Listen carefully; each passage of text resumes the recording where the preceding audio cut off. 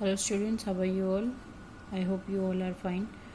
So today we will discuss about nature of electromagnetic radiations. Okay. So in this we will study about wave theory of radiations, right? So uh, this is given by Maxwell, right? So according to Maxwell wave theory, तो जो Maxwell थे उन्होंने क्या बताया था, जो light है वो किसकी तरह बिहेव कर रही है, that is transmitted in the form of electromagnetic wave. ठीक है, तो जो लाइट है दैट इज़ ट्रांसमिटेड और behaving as an electromagnetic wave, उसकी फॉर्म में क्या कर रही है, बिहेव कर रही है. सो अकॉर्डिंग टू मैक्सवेल उन्होंने बताया कि these waves are associated with oscillating electric field और मैग्नेटिक फील्ड, राइट. तो इलेक्ट्रिक फील्ड और मैग्नेटिक फील्ड से एसोसिएट हैं ये. और उन्होंने बताया कि जो ये दोनों फील्ड्स हैं, इलेक्ट्रिक फील्ड्स और magnetic fields, so these two fields are perpendicular to each other and also to the direction of the propagation. Okay,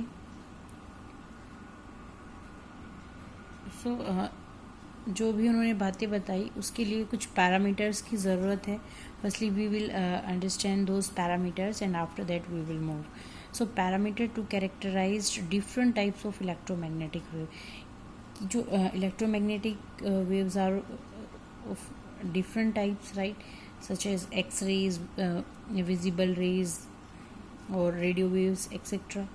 so in order to characterize those different types of electromagnetic waves we have to choose some parameters. कुछ parameters है तो उनके base पे हम क्या कर सकते हैं, उनको characterize कर सकते हैं. So we will study about the parameters first. So the first parameter is wavelength. So what is wavelength? The distance between two adjacent crest and trough of wave. See students, this is the wave, right? This is the wave. So this upper part of the wave is called crest and the lower part, you can say top of the wave, is called crest and the deep part is called trough. So this is called trough, right? तो wavelength क्या होती है, the distance between two adjacent crest और trough, right? किसी भी wave की में जो दो adjacent crest हैं या फिर दो adjacent trough है, right, उनके बीच का जो डिस्टेंस होगा दैट इज़ कॉल्ड वेवलेंथ. उसी को हम क्या बोलेंगे, वेवलेंथ बोलेंगे.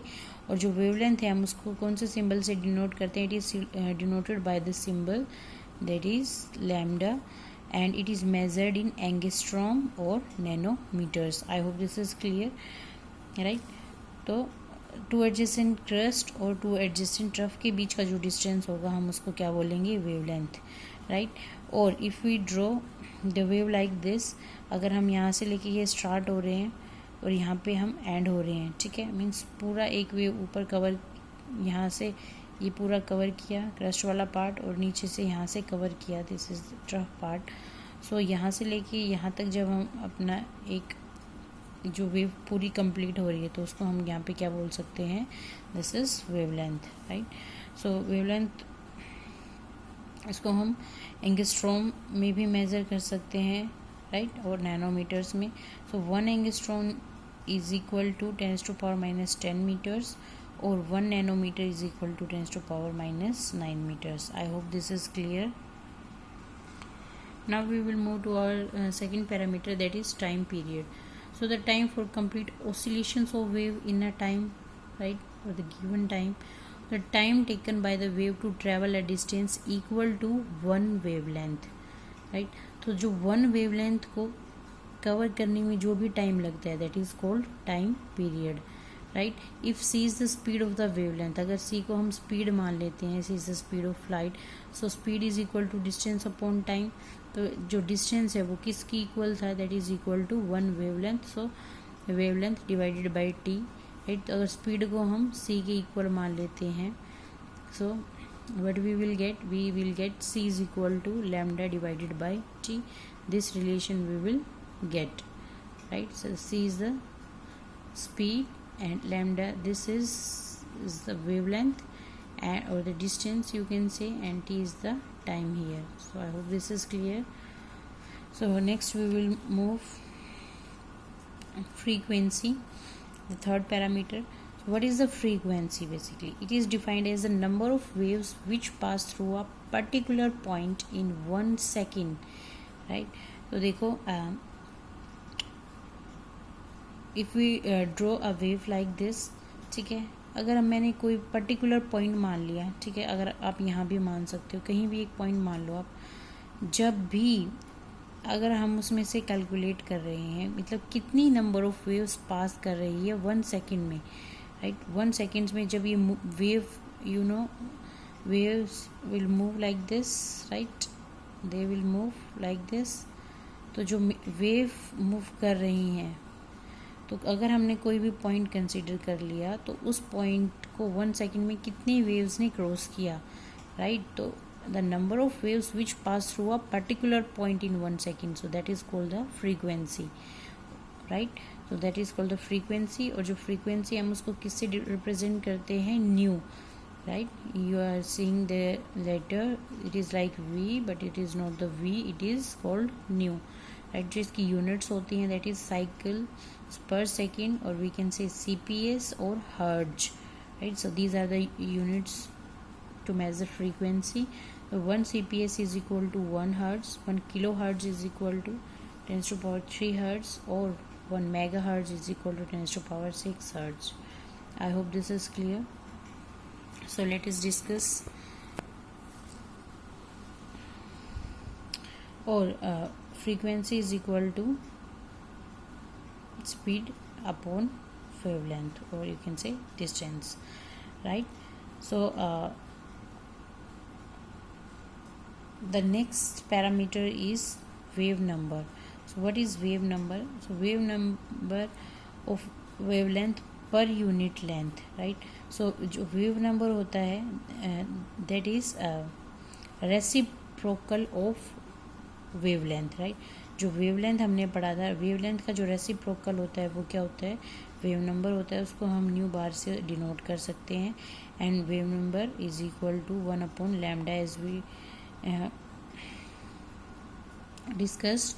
जो वेव नंबर होता है that is reciprocal of the wavelength is equal to nu divided bye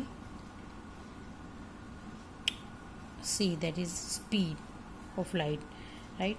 So mu bar is equal to 1 upon lambda। So these two terms are always reciprocal to each other। So the next term is amplitude। So what is amplitude? amplitude देखो जब भी कोई wave की कितनी कोई wave कितने height पे reach हुई है, right? It is the height of the crest और the depth of the trough of a wave, ठीक है? तो कोई वेव कितनी ज़्यादा हाइट पे गई है या फिर कितनी ज़्यादा वो बिलो गई है, so this is called the amplitude. जो ये वाला पार्ट है इसको हम क्या बोलेंगे, एम्पलीट्यूड। और इसी से हमें किसी भी वेव की और रेडिएशंस की इंटेंसिटी का पता चलता है, और द इंटेंस अ वेव और a radiation.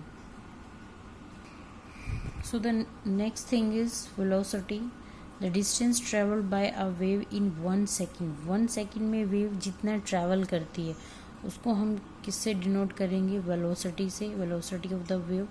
So velocity of the wave is denoted by the letter c, right? So c is equal to nu into lambda. So nu is equal to c divided by lambda. So we can say that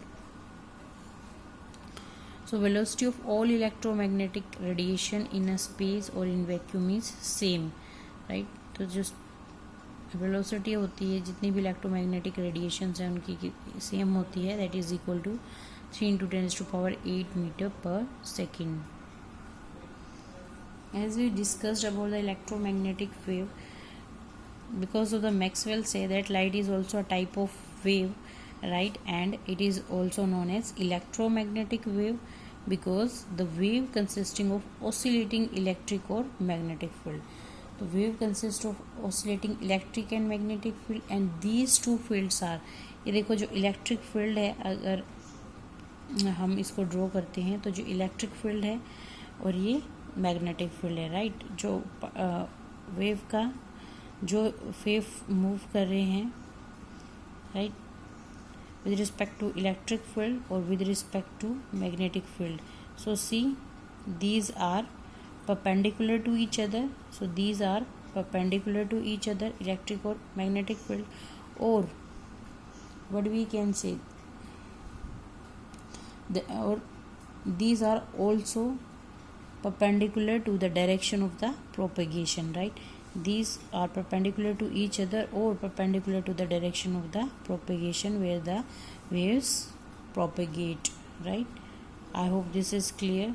So if electric जो wave है वो perpendicular है magnetic के, तो हम क्या बोल सकते हैं, जो इलेक्ट्रिक वेव है वो परपेंडिकुलर किसके होगी, इलेक्ट्रोमैग्नेटिक वेव के, इलेक्ट्रोमैग्नेटिक वेव के भी परपेंडिकुलर होगी, राइट। इसी तरह से जो मैग्नेटिक फील्ड जो मैग्नेटिक वेव है वो परपेंडिकुलर किसके होगी, इलेक्ट्रोमैग्नेटिक वेव के। इसके बाद हम इसकी कुछ कैरेक्टरिस्टिक्स रीड आउट करेंगे कि जो इलेक्ट्रोमैग्नेटिक वेव्स है उसकी क्या क्या कैरेक्टरिस्टिक्स थी। So these are the characteristics of electromagnetic radiations. First is all electromagnetic waves move और travel with the same speed as we discussed. जो इलेक्ट्रोमैग्नेटिक वेव्स हैं वो सभी की सभी एक ही स्पीड के साथ ट्रैवल करेंगी और जो उनकी स्पीड होगी that is 3 × 10⁸ meter per second equal to the light, right. The second is they do not require any medium to propagate. Propagation के लिए उन्हें किसी भी मीडियम की ज़रूरत नहीं होती, तो वो वैक्यूम में भी क्या कर सकती हैं, मूव कर सकती हैं, right. So they can even propagate or travel through the vacuum, right. So propagation की उनको requirement नहीं होती। The next is these consist of electric or magnetic field. Just we have discussed this point कि electric और magnetic field वो क्या होती हैं, उनके डायरेक्शन परपेंडिकुलर होते हैं एक दूसरे के, और किसके परपेंडिकुलर होते हैं, to the direction in which the wave propagate. So these are the characteristics of electromagnetic radiations. I hope this is clear to all of you.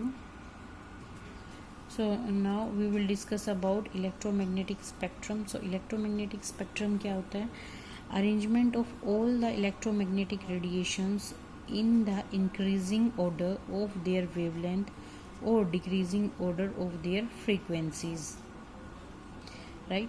तो जो इलेक्ट्रोमैग्नेटिक रेडिएशंस को जब हम अरेंज करते हैं, या तो हम इंक्रीजिंग ऑर्डर हो वेवलेंथ का या फिर डिक्रीजिंग ऑर्डर हो फ्रीक्वेंसीज का, let us understand. See what is the formula for speed is equal to distance upon time, right. So speed is equal to lambda upon T, we find this relation, right. So 1/t is equal to nu लिख सकते हैं। अगर हम इन दोनों को combine करें, so what we can say from here, so this is equation 1 or the equation 2. If what we can say, so c is equal to nu lambda, this we will get, right. So if we find out the value of nu, so what it will be, c divided by lambda. So nu is equal to c divided by lambda. I hope this is clear, right. So what we can say from here, nu is equal to c divided by lambda means जो nu है वो क्या है, that is inversely proportional to the lambda, right. So what is nu, nu is frequency and lambda is wavelength. So what we can say, if nu is inversely proportional to lambda, so what we can say, if the value of this is increases then the value of this will decrease, right. अगर एक की value बढ़ती है तो दूसरे की value क्या हो जाएगी, कम हो जाएगी, because these two terms frequency और wavelength are inversely proportional to each other, right. So this is what electromagnetic spectrum about. So arrangement of all electromagnetic radiations in the increasing order, ठीक है. Increasing order of their wavelength, या तो wavelength की increasing order में होगी या फिर जो फ्रीक्वेंसी है उनकी क्या होगी, डिक्रीजिंग ऑर्डर में होगी. तो उसी को हम इलेक्ट्रोमैग्नेटिक स्पेक्ट्रम बोलते हैं, ठीक है. तो this is the electromagnetic spectrum. तो इसको आप कैसे लर्न कर सकते हो, CGX UVIMR, right?